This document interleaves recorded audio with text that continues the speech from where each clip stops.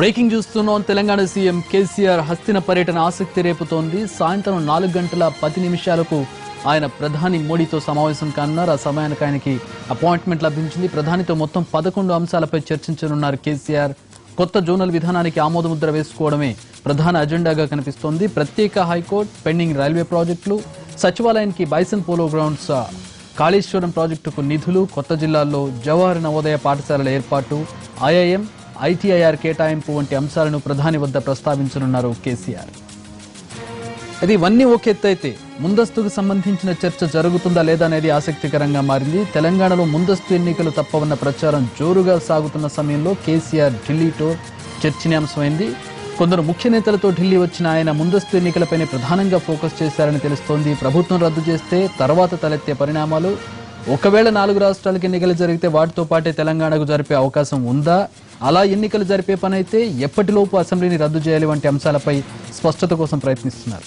ఆ రాష్ట్రాలతో పాటు ఎన్నికలు జరపలేకపోతే తర్వాత ఏం జరుగుతుందన్న దానిపైన దృష్టి పెట్టారు. 2 రోజుల మాజీ సీఎస్ రాజీవ్ శర్మ ఈసీని కలిసి ఈ అంశాలపైన చర్చించినట్లు చెబుతున్నారు. కేసీఆర్ 3 రోజుల పాటు ఢిల్లీలోనే ఉంటారు. ముందస్తుపై పూర్తి క్లారిటీతోనే ఆయన తిరిగి వస్తారని చెబుతున్నారు. నిన్న విస్తృత స్థాయి సమావేశం జరిగిన విషయం తెలిసిందే. పార్టీ ఎంపీలు అలాగే ఎమ్మెల్యేలు, ఎమ్మెల్సీలు కార్యవర్గంతో భేటీ అయిన అనంతరం కీలకమైనటువంటి పరిణామాలు చోటు చేసుకున్నాయి. ఒక రకమైనటువంటి ఉత్కంఠ, ఉత్సాహం కనిపించింది పార్టీ నేతలందరిలో కూడా. మరి ముందస్తు ఉంటుందా లేదా అనేది ఎవరు కూడా క్లారిటీ ఇవ్వకపోయినప్పటికీ ఆ హీట్, ఆ సెన్స్, ఆ వైబ్స్ అనేవి అయితే కనబడుతూ ఉన్నాయి. ఈ నేపథ్యంలో ఈరోజు ఢిల్లీలో ప్రధానితో భేటీ కాబోతూ ఉన్నారు కేసీఆర్. ప్రధానంగా 11 అంశాల మీద చర్చిస్తారన్నప్పటికీ కూడా మరో పక్కన దీని మీదే ఉత్కంఠ కనబడుతుంది ముందస్తుకు సంబంధించి. మా ఢిల్లీ ప్రతినిధి ప్రసాద్ దీనికి సంబంధించి పూర్తి వివరాలు, విశ్లేషణ అందజేస్తారు. ప్రసాద్, ఏంటి కేసీఆర్ షెడ్యూల్ ఏంటి? 11 అంశాలని చెబుతూ ఉన్నారు. అసలు వైబ్స్ ఎలా కనపడుతున్నాయి? అక్కడ ఏ విధంగా ఉన్నటువంటి వాతావరణం ఉంది ఢిల్లీలో? ప్రధానంగా ముఖ్యమంత్రి లక్ష్యము ఒకటి జోనల్ వ్యవస్థను ఎంబటే అమల్లోకి తీసుకురావాలి. జోనల్ వ్యవస్థను అమల్లోకి తీసుకురావడంతో పాటు ఉద్యోగ నియామకాలకు సంబంధించి వెంటనే సత్వరమే నిర్ణయం తీసుకొని దాన్ని అమలు అయ్యే విధంగా చర్యలు తీసుకోవాలి, నోటిఫికేషన్ జారీ చేయాలి.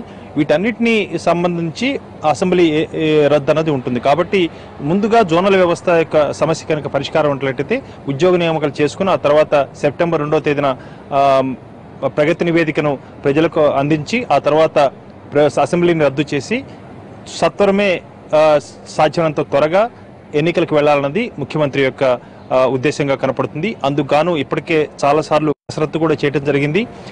ఎలక్షన్ కమిషన్ కూడా కలిసి అన్ని అంశాలను కూడా చర్చించడం జరిగింది. అయితే దీంట్లో ఉన్నటువంటి కొన్ని సమస్యలను, కొన్నిటువంటి అనుమానాలను నివృత్తి చేసుకునేందుకు నేరుగా ప్రధానమంత్రితోనే సమావేశమయ్యి అన్ని అంశాలను కూడా పరిష్కరించుకోవాలని చెప్పి ముఖ్యమంత్రి హఠాత్తుగా ఈ పర్యటనను ఏర్పాటు చేసుకోవడం జరిగింది. ముఖ్యంగా ఈ ప్రధానమంత్రి జరిగే ఈ సమావేశంలో జోనల్ వ్యవస్థను వెంటనే అమలు చేసే విధంగా చర్యలు తీసుకోవాలి. ప్రధానమంత్రి కార్యాలయం చేసినటువంటి అభ్యర్థనలు అంటే స్థానికులకు 95%, స్థానికేతరులకు 5% ఉద్యోగ నియామకాల్లో అవకాశం ఇవ్వాలని రాష్ట్ర ప్రభుత్వం ప్రతిపాదనను ప్రధానమంత్రి కార్యాలయం అభ్యంతరం వ్యక్తం చేసింది. కాబట్టి ఈ నిర్ణయాన్ని ఆ మేరకు తయారు చేసుకున్నటువంటి రూపొందించుకున్నటువంటి ఈ ముసాయిదాన్ని ఎందుకు సిద్ధం చేసుకుంది అన్న అంశాన్ని కూడా ముఖ్యమంత్రి ప్రధానమంత్రికి స్వయంగా వివరించున్నారు. స్థానికులకే ఎక్కువగా ఉద్యోగాలు ఇవ్వాలన్నదే ప్రభుత్వం యొక్క లక్ష్యం. కాబట్టి 90% పెంచామని చెప్పి వివరించే అవకాశం ఉంది. అయితే ప్రధానమంత్రి కార్యాలయం మాత్రం గతంలో 80% స్థానికులకు, 20% స్థానికేతరులకు ఉంది. కాబట్టి కనీసం 85కైనా పెంచుకునే అవకాశం ఉంది. కానీ కనీసం 85 కాకుండా 95కు పెంచుకోవడం అన్నది ఏమాత్రం కూడా సబబుగా లేదన్నది వాళ్ళ యొక్క అభ్యంతరం. దీనిపై వివరణ ఇచ్చిన తర్వాత ఈ జోనల్ వ్యవస్థకు మార్గం సుగమం ఏర్పడే అవకాశం ఉంది. ఇకపోతే ఎలక్షన్ కమిషన్ ఇప్పటికే దేశవ్యాప్తంగా ముందస్తు ఎన్నికలు జరిగే అవకాశం లేదని చాలా స్పష్టంగా చెప్పింది. మిజోరము డిసెంబర్ 15వ తేదీన అసెంబ్లీ ముగియనుంది. ఇకపోతే ఛత్తీస్గఢ్, మధ్యప్రదేశ్, రాజస్థాన్లు జనవరి 5, 7, జనవరి 20వ తారీఖున అసెంబ్లీ ముగియనుంది. కాబట్టి ఈలోగా ఎన్నికలు జరపాల్సి ఉంది. ఎన్నికలు జరపాలంటే అక్టోబర్లో నోటిఫికేషన్ జారీ చేయాల్సి ఉంది. కాబట్టి ఏ అసెంబ్లీకైనా కానీ ఎన్నికలు సిద్ధం కావాలంటే కనీసం 3 నెలల పాటు సమయం కావాలి కేంద్ర ఎన్నికల సంఘానికి.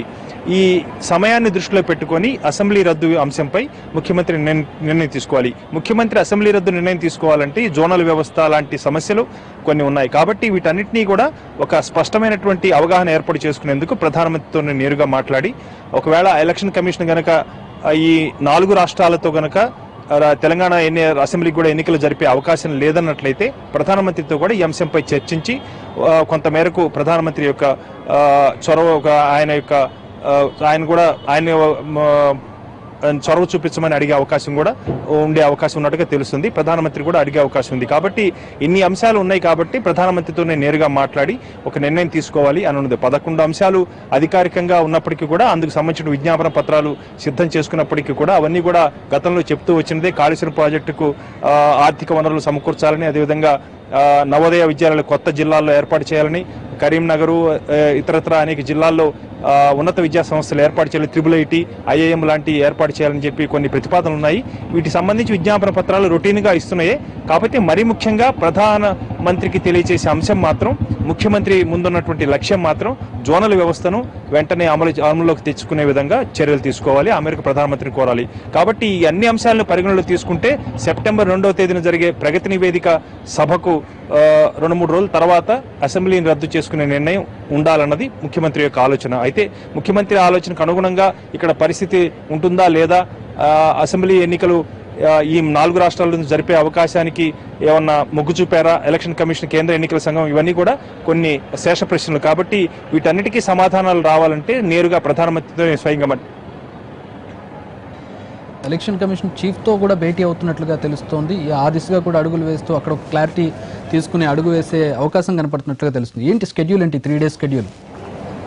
రూఢీగా మాత్రం కేంద్ర ఎన్నికల సంఘ కమిషనర్తో కలిసే అవకాశం ఇంకా స్పష్టమైనటువంటి సమాచారం మనకు అధికారికంగా ఏం లేదు. కానీ జరగచ్చు, కలిసి మాట్లాడవచ్చు అనే అవకాశాలు ఉన్నప్పుడు కూడా వీటికి సంబంధించి ముందస్తుగానే కసరత్తు జరిగింది. కాబట్టి బహుశా కేసీఆరే స్వయంగా కలిసే అవకాశం ఉండకపోవచ్చు.